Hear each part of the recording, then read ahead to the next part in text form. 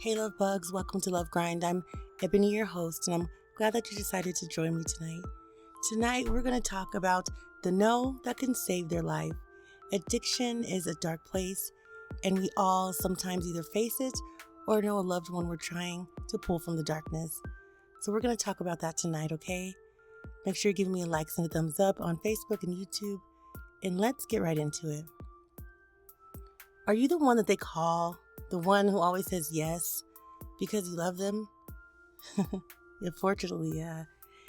You pay the bills that they can't. You make the excuses to their boss and coworkers. You clean up their messes when they don't even remember making them. You're their rock, their constant, and their supporter. But what if your yes is the very thing keeping them sick, love bugs? What if the most powerful, life-changing word you can say to them is no? I know, it feels wrong, it feels cruel, but stick with me, because understanding this is probably the most important step you can take, not just for them, but for you too. Let's talk about the yes trap. When you love someone battling addiction, your whole world shrinks, right? It just becomes a string of crisis, late night phone calls, desperate hopes, and every single time you say yes, you're doing it out of love. Yes, you can have the money. Yes, I'll tell them you're sick. And yeah, you can stay here just for tonight. Even though they'll steal the shit all up underneath you if they could. Each yes is a quiet prayer that this will be the last time, that your support will finally be the thing that makes it all click. You truly believe you're holding them up, keeping their head above water. Terrified that if you let go for even a second, they'll drown. So you keep saying yes, even when it's draining your bank account, your energy, and your soul. This is the yes trap. It's a cycle fueled by love and fear, and the hope that you alone can save them from themselves.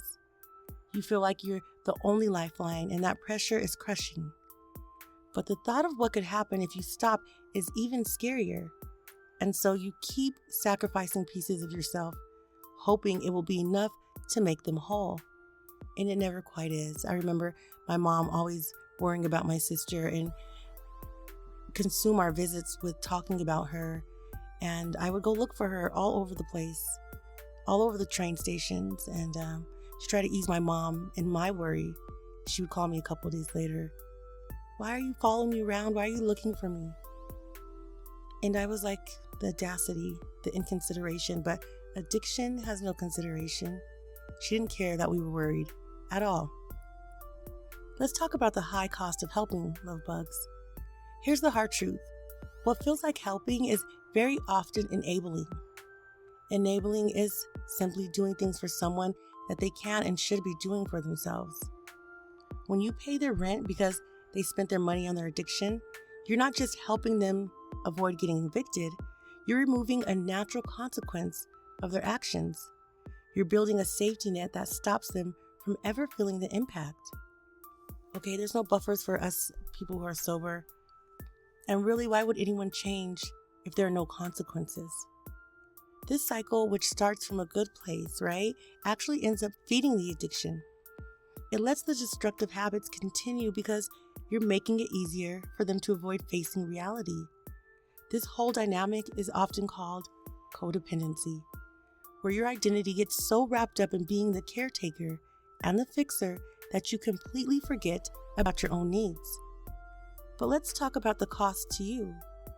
Living in constant fight or flight mode is devastating for your own health, your mental health. It leads to anxiety, guys, depression, and a total burnout. You start to pull away from people, hiding what's really going on out of shame. You neglect your own health, your own dreams, your own life. You are slowly being erased by their disease. And enabling doesn't just hurt the person with the addiction. It takes down the lives of everyone who loves them. Let's talk about the power of no. This is where no comes in. And I want to be really clear, this isn't about punishment.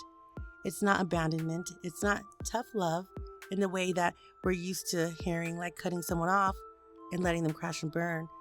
The no we're talking about is a powerful idea called loving detachment. Loving detachment is a concept you'll hear in family support groups like Al-Anon. It means caring enough about someone to let them learn from their own mistakes. Like raising a kid, right? It's deciding to stop solving problems that you can't solve and stop taking responsibility for their choices. You detach from the chaos of the addiction, but you never detach from the person you love. You feel like if you start to say no, you'll find them in a ditch somewhere. And that is not true, love bugs. You're saying yes will just get them there quicker. That's all. All right? It is their addiction, not yours.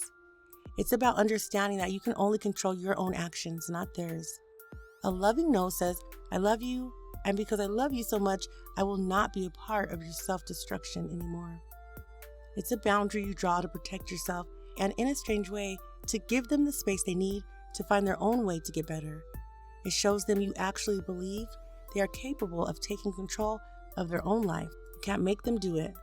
Loving detachment in action. So how can we put this into action in real life? How do you say no when your heart is screaming yes? It starts with setting clear and specific boundaries, which we talk about a lot here on Love Grind. Boundaries are just the rules of what you're willing to accept in your life to keep yourself safe. They aren't threats. A threat is like, if you don't stop using, I'm leaving you. A boundary is, I will not have drugs or alcohol in my home. If you bring them here, I will have to ask you to leave. Or I love you, but I can't give you any more money. You see the difference, love bugs?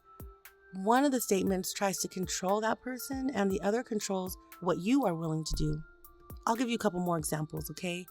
If they ask you for money, you can say something like, I'm no longer going to be giving you money or pay your bills. If they ask to stay the night or to be in your space, you can say something like, I won't allow drugs in my house, and I also can't be around you when you're intoxicated.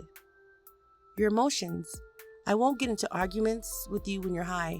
If you start yelling, I will hang up on you or I will leave the room. And your time. I'd love to talk to you, but I'm only going to answer the phone during these set hours. If you call me before or after, you will not get me. When you set these boundaries, try to stay calm. They will likely get angry or try to guilt you. Expect it. You have to stand firm. Use I statements instead of you're always hitting me up for cash. Try something like, I am not comfortable giving you money anymore because I'm worried I'm hurting you. This makes it about your feelings and your decisions, not an attack on them. And when you're an addict, no matter how gentle you are with them, it'll become a personal attack. Believe me, out of personal experience, me being an addict once before or me having to deal with a family member who's an addict, it is an attack every time you tell them anything but yes. And expect them to test you. They'll push to see if you're serious. If you cave, you're just teaching them that your no doesn't really even mean no. Consistency is everything. Hear me on this, love bugs. You don't have to do this alone. We're all in this together, right? This stuff is incredibly hard to deal with. Support groups like Al-Anon, Nar-Anon, and Families Anonymous were designed and created for people just like us. Finding a community of people who just get it can be a total game changer. It definitely can. To know that we're all living this human experience together is some type of camaraderie in that.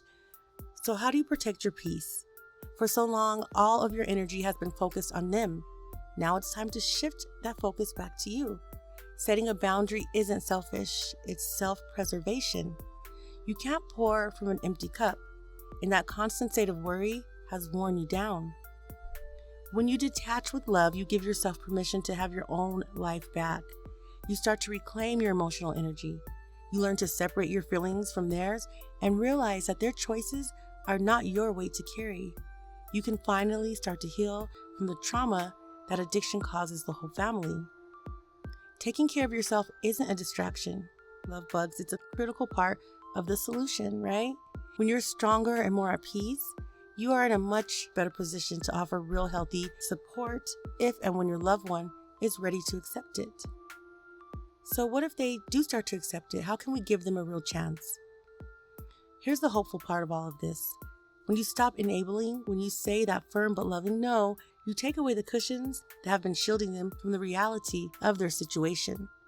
When there's no one left to bail them out, no one to pay the rent, no one to lie for them, they are finally forced to face the consequences of their actions. It is in that uncomfortable space, the one that you can no longer fix for them, that the real motivation to change is born. Your no doesn't create their crisis. It reveals the crisis that was already there. It's the one thing that can finally make the problem so big and so loud that they have to look at it. And that is the moment they might actually choose to get help. Your no isn't closing a door, it's opening the only one that leads to real recovery. I know this is hard, right? It might be the hardest thing you ever have to do. Saying yes feels kinder, but it's also the path that leads to a dead end for the both of you. The path of the loving no is painful at first. You feel a lot of guilt, but it's the only one that holds any real hope for a different future. You cannot control their addiction. You can't cure them. You can't make them get help, but you can stop participating in it. You can choose to protect your own sanity. You can choose to show them what a healthy life looks like. And you can choose to say the no that can save their life and your own. If this gave you a new way to think about things, please consider subscribing for more content on building healthier connections and finding your own peace. I'd love to hear from you in the comments. What's one boundary you're working on setting? Your story might be exactly what someone needs to hear tonight. And be sure to check out our next episode on the 7 signs of codependency to keep going on our healing journey. Love bugs, hope you learned something tonight. And until next time, I'm out.